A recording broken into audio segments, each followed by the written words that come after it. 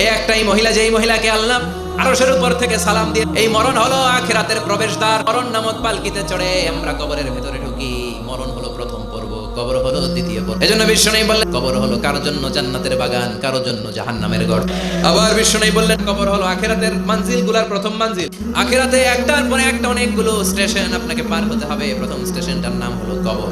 এই কবর নামক স্টেশনে যদি আপনি মাফ পেয়ে যান, সামনের সব স্টেশনগুলোতে মাফের ব্যবস্থা করবে কে?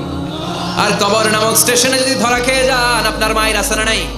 লাশটাকে যখন রাখা হয়, লাশটা চিনে কে আমারে রাখলো, কে আমাকে ধৌত করলো, কে আমারে কাফন পড়ালো। এজন্য বিষ্ণু বলেছেন মুর্শের সামনে দাঁড়িয়ে দাঁড়িয়ে পড়ো লা ইলাহা ইল্লাল্লাহ।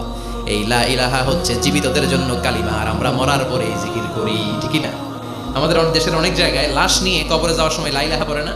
না, এটা আগের জিকির, মরার আগের জিকির। মরার আগে আপনাকে অ্যানাউন্সমেন্ট দিতে হবে আল্লাহ ছাড়া কোনো ইলাহ নাই, বিশ্বনবী হচ্ছেন শেষ নবী এবং রাসূল। চিল্লায়ে বলেন ঠিক না? লাশটাকে যখন রেখে দেওয়া হয়, বিশ্বনবী যত মানুষকে কবরে রেখেছেন তারপরে দাঁড়িয়েছেন আর বলেছেন ইস্তাগফিরু লিআখিকুম, তোমার ভাইদের জন্য তোমরা দোয়া করো। ফাইন্নাহু আনা ইউসাল, এখনি তাকে কবরে সওয়াল করা হবে। কবরে প্রশ্ন আসে না নাই? ওনার প্রথম স্ত্রী খাদিজাতুল কুবরা তাহেরাকে কবরের মধ্যে রেখে দিয়ে কাঁদতে শুরু করলেন, চোখের পানি ছেড়ে অনেক দোয়া করলেন। দোয়া শেষে সব সাহাবারা ঘরে ফিরে যায়, বিশ্বনবী যায় না। সাইয়েদনা আবু বকর বললেন ও নবী চলেন ঘরে যাই।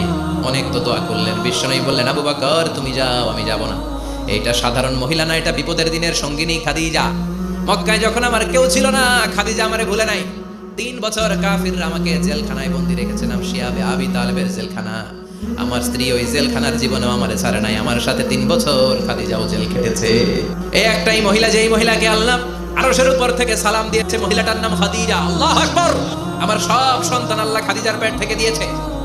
ফাতিমাতুজ জোহরা খাদিজার মেয়ে, যায়নাব খাদিজার মেয়ে, উম্মে কুলসুম খাদিজার মেয়ে, রুকাইয়া খাদিজার মেয়ে, আবুল কাসেম বিশ্বনবীর ছেলে খাদিজার ছেলে, আব্দুল্লাহ যাকে তাইয়্যিব এবং তাহের নামে আমরা চিনি, সেও খাদিজার ছেলে। সুবহানাল্লাহ। ও আবু বকর, আমার এই কলিজার টুকরা প্রিয়তমা খাদিজারে রেখে দিয়ে কেমনে বাসায় যায়? তুমি যাও, আমি দাঁড়িয়ে থাকবো। এখনই মুনকার নাকির এসে খাদিজারে প্রশ্ন করবে, আমি দেখবো খাদিজা উত্তর দিতে পারে কিনা। আর প্রশ্নের উত্তর যদি ভুল করে ফেলে, কবরের উপর থেকে আমি নিজে প্রশ্নের উত্তর দিয়ে দেব।